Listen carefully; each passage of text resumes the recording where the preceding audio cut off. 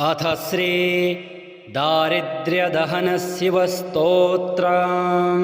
विश्वेश्वराय नरकारणवतारणाय करणामृताय शशिशेखरधारणाय कर्पूरकान्तिधवलाय जटाधराय दारिद्र्यदुःखदहनाय नमः शिवाय। गौरीप्रियाय रजनी सकलाधराय कालान्तकाय भुजगाधिपकङ्कणाय गङ्गाधराय गजराजविमर्दनाय दारिद्र्यदुःखदहनाय नमः शिवाय। भक्तिप्रियाय भवरोगभयापहाय उग्राय दुर्गभवसागरतारणाय ज्योतिर्मयाय गुणनामसुनित्यकाय दारिद्र्यदुःखदहनाय नमः शिवाय। चरमम्बराय शवभस्मविलेपनाय भालेक्षणाय मणिकुण्डलमण्डिताय मञ्जीरपादयुगलाय जटाधराय दारिद्र्यदुःखदहनाय नमः शिवाय। पञ्चाननाय फणिराजविभूषणाय हेमांशुकाय भुवनत्रयमण्डिताय आनन्दभूमिवरदाय तमोमयाय दारिद्र्यदुःखदहनाय नमः शिवाय। भानुप्रियाय भवसागरतारणाय कालान्तकाय कमलासनपूजिताय नेत्रत्रयाय शुभलक्षणलक्षिताय दारिद्र्यदुःखदहनाय नमः शिवाय। रामप्रियाय रघुनाथवरप्रदाय नागप्रियाय नरकानवतारणाय पुण्येषु पुण्यभरिताय सुरार्चिताय दारिद्र्यदुःखदहनाय नमः शिवाय। मुक्तेश्वराय फलदाय गणेश्वराय गीतप्रियाय वृषभेश्वरवाहनाय मार्तङ्गचर्मवसनाय महेश्वराय दारिद्र्यदुःखदहनाय नमः शिवाय। वसिष्ठेन कृतं स्तोत्रं सर्वरोगनिवारणं सर्वसम्पत्करं शीघ्रं पुत्रपौत्रादिवर्धनं त्रिसन्ध्यं यः पठेन्नित्यं स हि स्वर्गमवाप्नुयात्। विश्वेश्वराय नरकारणवतारणाय करणामृताय शशिशेखरधारणाय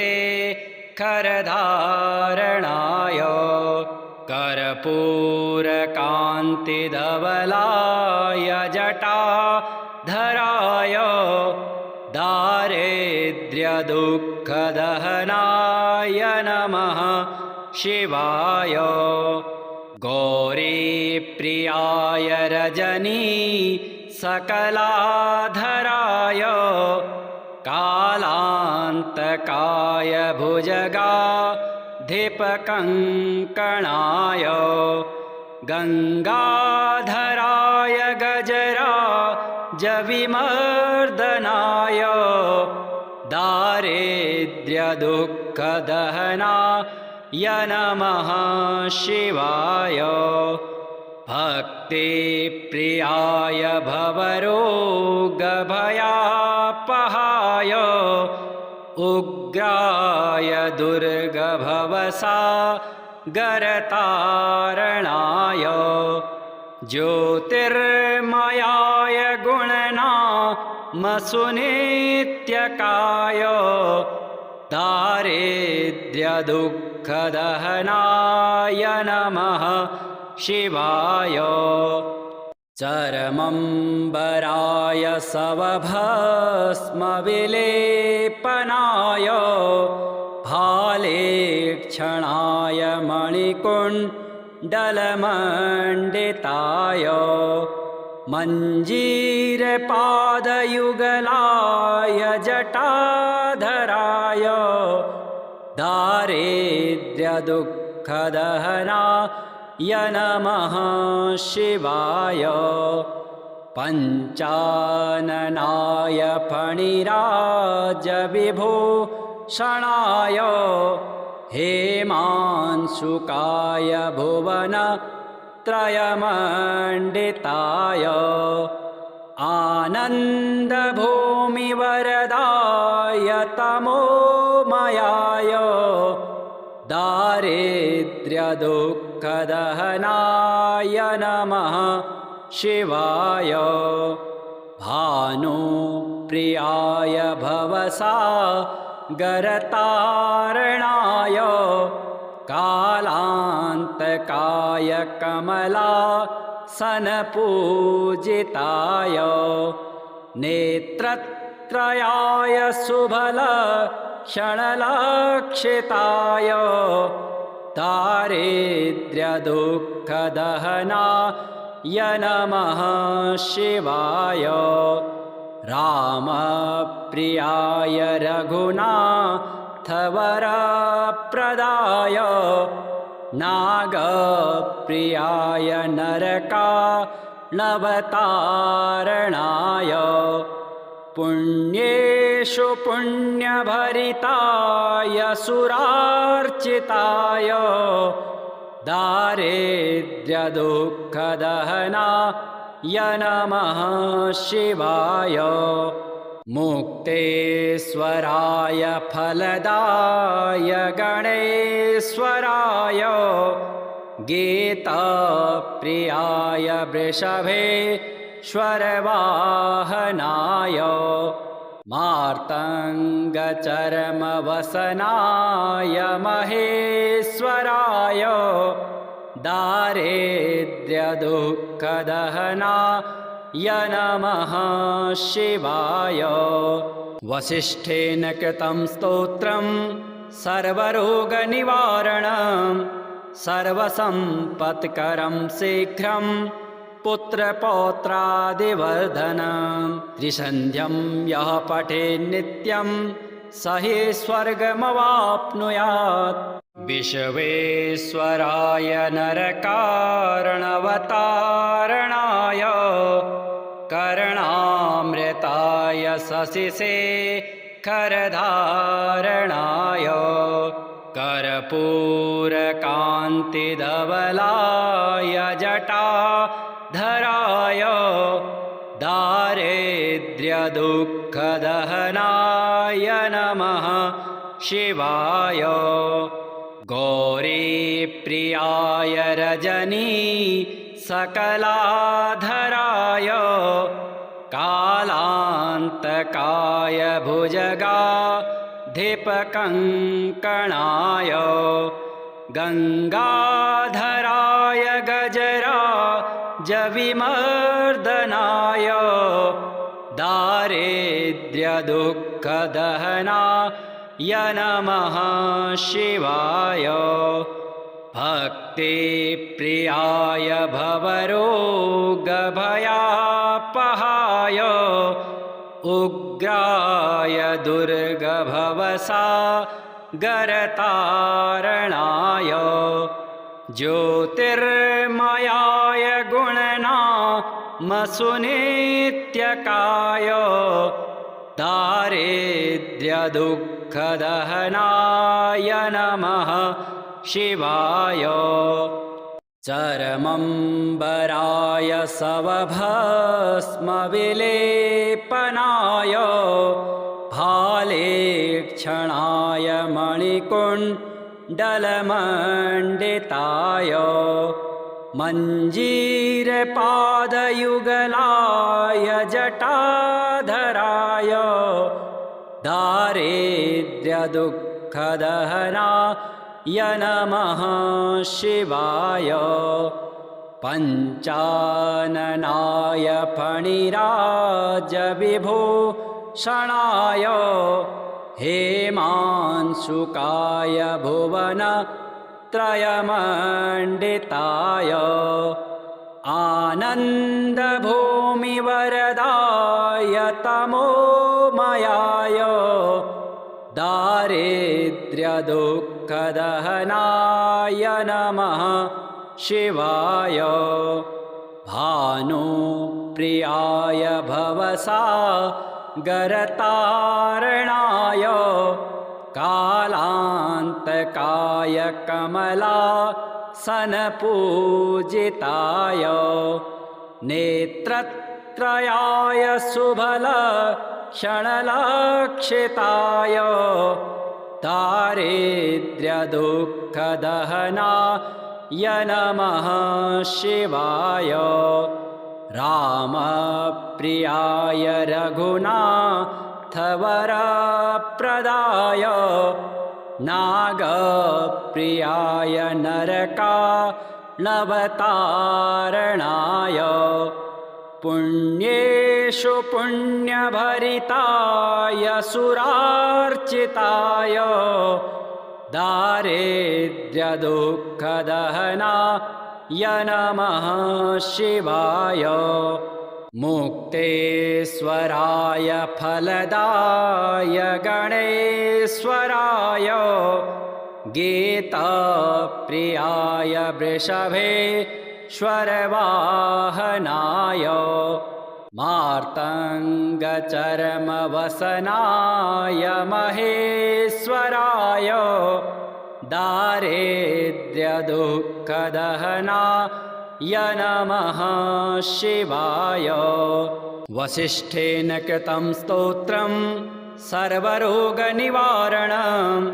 सर्वसम्पत्करं शीघ्रं पुत्रपौत्रादिवर्धनं त्रिसन्ध्यं यः पठेत् नित्यं स हि स्वर्गमवाप्नुयात् विश्वेश्वराय नरकारणवतारणाय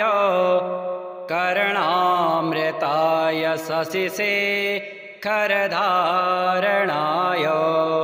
कर्पूरकान्तिधवलाय जटाधराय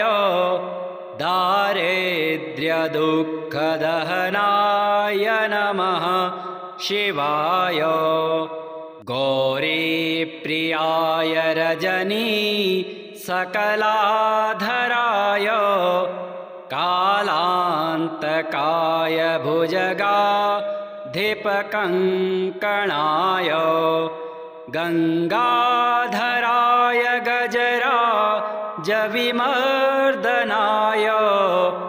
दारिद्र्यदुःखदहनाय नमः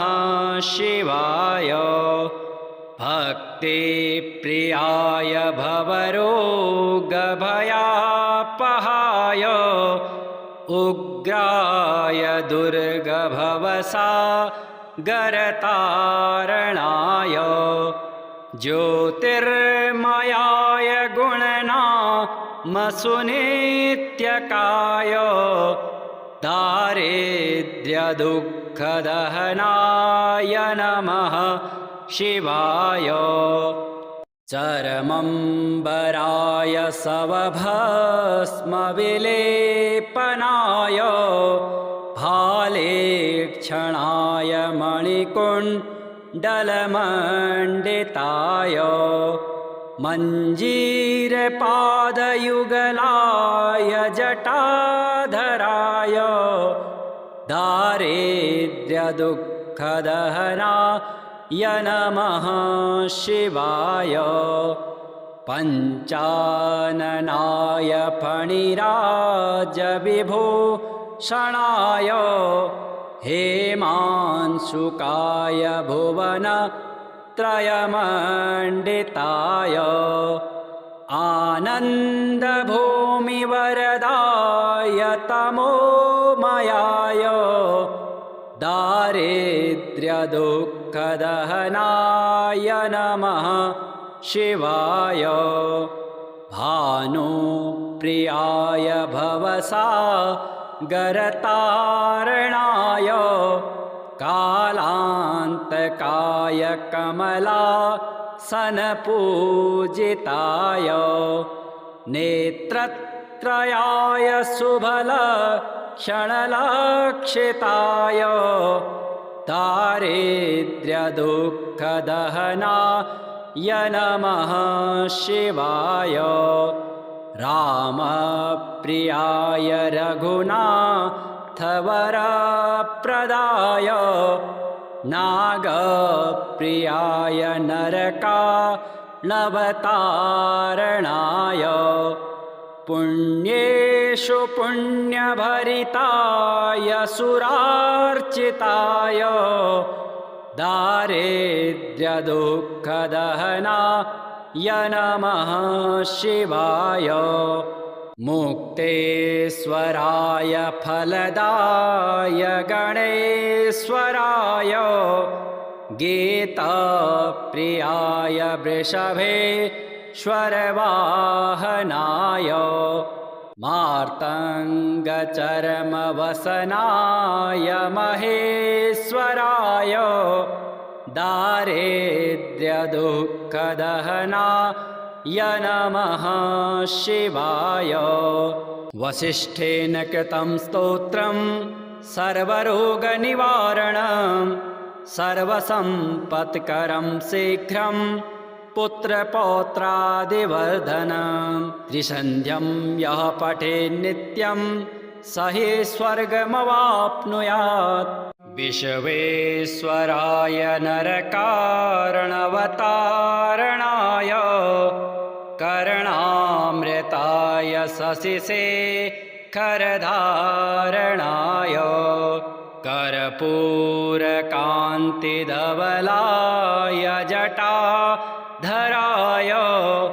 दारिद्र्यदुःखदहनाय नमः शिवाय गौरीप्रियाय रजनी सकलाधराय कालान्तकाय भुजगाधिपकङ्कणाय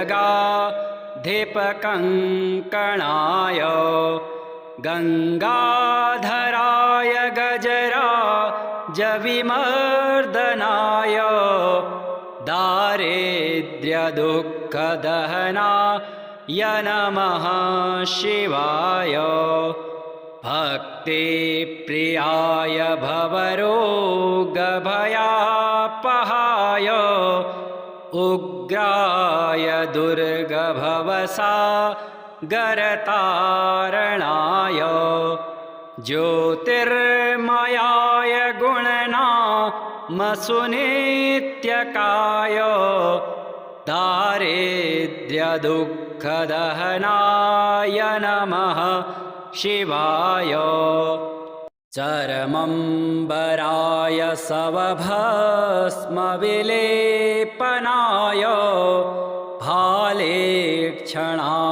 मणिकुण्डलमण्डिताय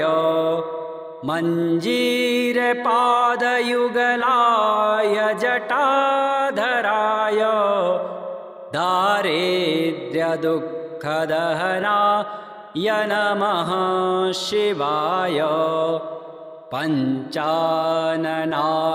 फणिराजविभूषणाय हेमांशुकाय भुवनत्रयमण्डिताय आनन्दभूमिवरदाय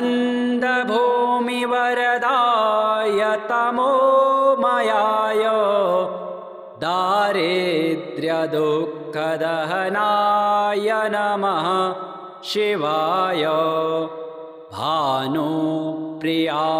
भवसागरतारणाय कालान्तकाय कमलासनपूजिताय नेत्रत्रयाय शुभलक्षणलक्षिताय